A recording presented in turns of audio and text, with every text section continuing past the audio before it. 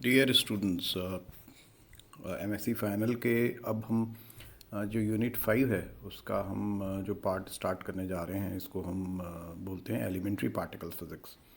सो ये elementary particle physics का first lecture है और इसमें जो डिस्कशन है अभी हमारे पास जो टॉपिक्स रहेंगे वो मेनली कंजर्वेशन लॉज हैं, पार्टिकल्स है, उनका क्लासिफिकेशन है, हेड्रॉन क्लासिफिकेशन है और सिमेट्री ट्रांसफॉर्मेशंस हैं जिनसे कि आपके कंजर्वेशन लॉस भी आते हैं।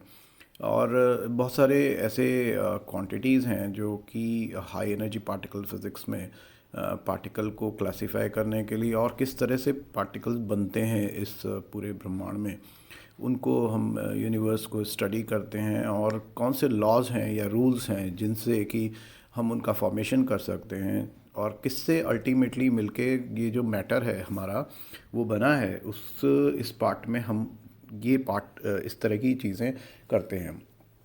तो यहाँ पे जो हमारा मूल है सिद्धांत उसको हम अगर करें तो हमारे हम ये मानते हैं कि हमारा जो पूरा मैटर का स्ट्रक्चर है उसको हम ये मानते हैं कि किसी बहुत ही स्मॉल किसी मैटर किसी पार्ट से मिलके बना होगा, छोटे बिल्डिंग ब्लॉक्स जिनको हम कहते हैं कि इनसे मिलके ये बड़ा मैटर बना है। तो ये जो बिल्डिंग ब्लॉक्स हैं इनको हम एलिमेंट्री पार्टिकल्स बोलते हैं, तो जिनसे मिलके ये पदार्थ या मैटर बना हो। जो अभी तक हम पढ़ते चले आए हैं उसमें प्रोटॉन्स, न्यूट्रॉन्स, इलेक्ट्रॉन्स, पॉजिट्रॉन्स और न्यूट्रिनो, इस तरह के पार्टिकल्स जो हैं उनको हम फंडामेंटल या एलिमेंट्री पार्टिकल्स मानते हैं। हम फोटोन को भी इसमें ऐड कर सकते हैं जो कि एक फंडामेंटल पार्टिकल होता है।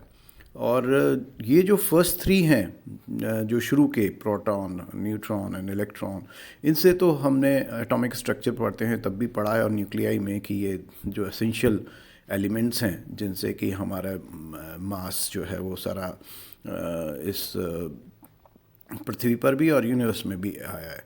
पॉजिट्रॉन जो है वो ऐसा लगता है कि ये हमारे लिए आवश्यक नहीं है क्योंकि वो एग्जिस्टेंस उसकी एज एन एंटी पार्टिकल है इलेक्ट्रॉन का, लेकिन एक्सपेरिमेंट्स ने ऐसा किया है और क्वांटम मैकेनिक्स से भी ऐसा हुआ है कि जिसमें डिराक की थियोरी है कि ये एक असेंशियल एलिमेंट्री पार्टिकल है जो कि कंपोज करता है इस मैटर को। न्यूट्रिनो जो है वो मासलेस है और इसको ऐसा माना जाता है, जैसा कि पिछले 2 नोबेल प्राइजेस में भी हुआ है, कि डार्क मैटर और डार्क एनर्जी का जो सोर्स है वो हमारा न्यूट्रिनो है। और न्यूट्रिनो जो है वो बहुत ही 3 बेसिक जो लॉज हैं, laws of conservation of energy, momentum और एंगुलर मोमेंटम, इन सब को जो है वो फॉलो करता है, सेटिस्फाई करता है। और फोटोन हम जानते हैं वो इलेक्ट्रोमैग्नेटिक इंटरेक्शन का जो चार्ज पार्टिकल्स हैं उनके बीच में एक कैरियर पार्टिकल है। तो हम ये मानते हैं कि क्या और भी फंडामेंटल पार्टिकल्स हो सकते हैं, और अगर ऐसा है तो हम किस तरह के इंटरेक्शंस की बातें करें। उसके समझने के लिए हमें फंडामेंटल इंटरेक्शंस के बारे में थोड़ा सा वापस फ्लैशबैक करना पड़ेगा। तो हम प्रोटॉन्स और न्यूट्रॉन्स के बारे में थोड़ा समझते हैं कि वो स्ट्रॉन्ग न्यूट्रॉन्स इंटरेक्शंस के थ्रू चलते हैं और उनका एक जब भी कोई इंस्ट्रक्शन होता है इंटरेक्शन तो एक फील्ड होती है और फील्ड का एक कैरियर पार्टिकल, जैसे फोटोन के लिए बताया इलेक्ट्रोमैग्नेटिक फील्ड का कैरियर पार्टिकल है। तो यहाँ पे जब प्रोटॉन न्यूट्रॉन्स की बातें करते हैं तो यहाँ पे कैरियर पार्टिकल जो है वो पायोन होता है। भी हम बाद में इसके बारे में और डिटेल में भी करेंगे। इसी तरह ग्रेविटेशनल इंट्रैक्शन के बीच में जो पार्टिकल रहता है वो जनरली ग्रेविटॉन रहता है और वीक इंट्रैक्शंस जो हैं वो डब्लू पार्टिकल के कॉरस्पॉन्ड करते हैं। तो यहाँ पे हमारा धीरे धीरे जैसे जैसे नई टेक्निक्स डेवलप हो रही हैं और हम ज़्यादा एनर्जी इन्वेस्टिगेट करने के लिए कर रहे हैं, वैसे वैसे हमारा मैटर को और अंदर ब्रेकअप करके स्मॉलर बिल्डिंग ब्लॉक्स के बारे में इंफॉर्मेशन हमारे को मिलती जा रही है। लेकिन जो आगे फंडामेंटल ब्लॉक्स बनते हैं जिनसे मिलके बड़े पार्टिकल्स का फॉर्मेशन होता है, उसमें जैसे जैसे हम डीपर जाते जाते हैं न्यूक्लियस में, तो उनका जो पार्टिकल्स हैं उनकी लाइफ बहुत छोटी होती चली जाती है, 10⁻⁻10 सेकेंड्स या उससे भी छोटी। और इनको हम बोलते हैं रेजोनेंसेस, जनरली शॉर्ट लिव्ड होते हैं। और ये जो हैं काफ़ी सारे रेजोनेंसेस जो हैं इस तरह के, वो हमारे फाइंड आउट हुए हैं। किन से टूल से होते हैं? जो हमने पिछले हाई एनर्जी पार्टिकल डिटेक्टर से पढ़ा कि क्लाउड चैम्बर है हमारे पास, बबल चैम्बर है, स्पार्क चैम्बर है, एमल्शंस हैं, फोटोग्राफिक एमल्शंस, तो इनके अंदर विजिबल ट्रैक्स होते हैं, उनसे भी कर सकते हैं। और कुछ और उनसे जो बड़े पार्टिकल्स हैं उनके हम GM काउंटर्स हैं, सिंटिलेशन काउंटर्स हैं, साइरन काउंटर्स हैं, इनसे साथ हम उनको गैदर कर सकते हैं। तो हमारी जो थियरी है वो यही रहेगी। तो इसको समझने के लिए एक जैसे चाइनीज सेइंग भी थी कि यदि हम किसी एक हाफ फुट की एक लॉन्ग स्टिक को लें every day, so you will not be able to exhaust it in million years. So ये एक इस तरह का हमारा सोच है जिसके ऊपर हम चलते हैं। तो हमारी जो फिलॉसफी है वो यही रहेगी कि the more we go inside, we cannot assume that every particle is undivisible, तो हर चीज़ डिविजिबल है। तो अब हम इसको स्टार्ट करने के लिए हमारा जो कंसेप्ट है कि हम कहाँ तक पहुँचे हैं, तो उसमें हम जैसे मान लीजिए अगर उस स्टिक का भी लेते हैं तो हम करीब एटम्स तक जानते हैं, और एटम्स जो है वो डिविजिबल है, लेकिन तो उसके बाद वो हम न्यूट्रॉन प्रोटॉन्स पे जाते हैं, और ऐसे करते हुए हम उनका जो बेसिक स्ट्रक्चर है न्यूट्रॉन प्रोटॉन्स का वो क्वार्क्स होता है, जो कि रदरफोर्ड के न्यूक्लियर कंसेप्ट से मेल खाता है न्यूट्रॉन प्रोटॉन्स के। और इस तरह से अगर हम करते चले जाएं तो हमारे कुछ हाइपोथेटिकल पार्टिकल्स हैं, प्रियॉन्स एंड रिशॉन्स, उनके बारे में हमें ज्ञान होता है। बट न्यूक्लियॉन्स जो हैं वो बेसिकली दो protons and neutrons, and then you have quarks. And so उसको इन्वेस्टिगेट कैसे किया जाता है? एक अल्फा पार्टिकल्स लेते हैं एंड देन यू तो तब तक आप सिर्फ न्यूक्लियाई के न्यूट्रॉन प्रोटॉन को करें, बट अगर आप इलेक्ट्रॉन करें जो बहुत ही लाइट पार्टिकल है, स्मॉल साइज है, then you can go up to these quarks. तो जितनी ज़्यादा एनर्जी होगी उतना ही ज़्यादा हम जानते हैं मोमेंटम होता है, और उतना ही अगर डी ब्रॉगली वेवलेंथ लें तो उतनी ही स्मॉल वेवलेंथ हमें उसको इन स्ट्रक्चर को हम कर सकते हैं।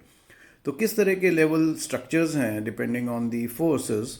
तो हमारे पास matter in bulk, and then you have molecules जो कि वेंडर वॉल्स फोर्स से बाउंड होते हैं, and then you have molecules जो एटम से मिलके, एंड देन ये they are called chemical forces. Again atoms, then again nuclei and electrons, and yet the force which bind them, which interacts is Coulomb force, and then you have nuclear forces, which is nuclei with protons and neutrons. So you have hadrons.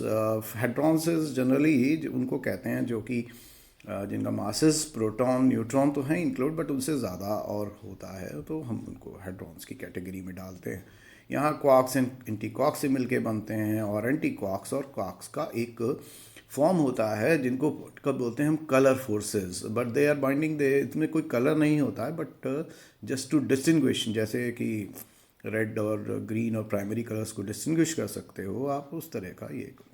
तो 6 तरह के quarks जो हैं वो हैं, सभी को Nobel prize मिला है इसमें। और एक और तरह के जो पार्टिकल जो हम फाइंड आउट करते हैं फंडामेंटल्स में, वो हैं लेप्टॉन्स। और सो हमारे पास खाली यही नहीं है, और इसको ऐसा माना जाता है कि जो ये लेप्टॉन्स हैं ये मेटा कलर के थ्रू इंट्रैक्शन होता है। सो अब हम क्लासीफाई करें तो जो भी चार्जेस हैं उनसे कुलम, जो मासेस हैं वो ग्रेविटेशनल, और क्वार्क्स जो हैं वो जो फंडामेंटल हैं जिनसे मैटर बनता है हमारा कलर फोर्सेस, तो ये फंडामेंटल हैं। ये यहाँ पे ये इम्पॉर्टेंट है कि ये इसको सेटिस्फाई करने के लिए एक हम यूज़ करते हैं इलेक्ट्रोडायनामिक्स का फिनोमेना, जिसको या प्रोसेस या कैलकुलेशन, जिसको गेज इनवेरियंस बोलते हैं। There are 2 kind of gauges, one is Lorenz gauge and another is Coulomb gauge, and हमें उनको सेटिस्फाई करना होता है कि वो इन्वेरियंट रहें। और इस तरह से कंजर्वेशन ऑफ चार्ज भी इम्पॉर्टेंट है, और energy and angular momentum they are also important.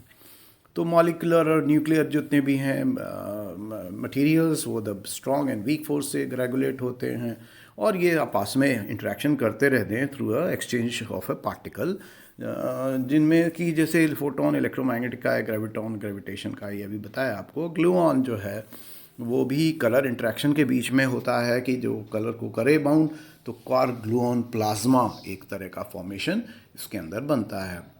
अब पायोन्स क्योन्स जो हैं, ये पार्टिकल्स जो हैं स्ट्रॉन्ग इंटरेक्शंस करते हैं हमारे। तो अब इनसे अगर हम इंट्रैक्शन सोचें तो दूसरे पार्टिकल्स का भी इंट्रैक्शन हम इससे फाइंड आउट कर सकते हैं कि किस तरह से फॉर्म होगा। और ऐसा मानते हैं फिजिसिस्ट कि जो डब्ल्यू प्लस माइनस पार्टिकल्स हैं वो इतने भारी हैं, इतने मैसिव हैं, तो ये कैसे संभव है कि वो फंडामेंटल रह जाएं। तो उनको यूनिफाई करने के लिए कोई ना कोई एक तरीका होता है। तो इलेक्ट्रोवीक थ्योरी जो है वो फॉर्म हुई, जिसके अंदर इलेक्ट्रोमैग्नेटिक और स्टैंडर्ड मॉडल फॉर्मेशन हुआ, तो और वीक फोर्सेस को कंबाइन किया जाता है। एंड देन फाइनली स्ट्रॉन्ग को इंट्रैक्शन को भी कर दिया। एक से ग्रेविटेशनल फोर्स है जो कि हमारे उसको यूनिफाई नहीं कर पाए हैं, और उसका कारण यही है कि ये बहुत ही लॉन्ग रेंज है एंड बहुत वीक है। टेस्ट पर आपने देखा होगा जो ग्रेविटेशनल का कांस्टेंट है दैट इज़ वेरी स्मॉल। तो ये एक इम्पॉर्टेंट कंट्रीब्यूशन है कि ये इसमें नहीं हो पाता है। तो ये कब होगा वी डोंट नो। तो हमारे पास बाइंडिंग फोर्सेस हैं,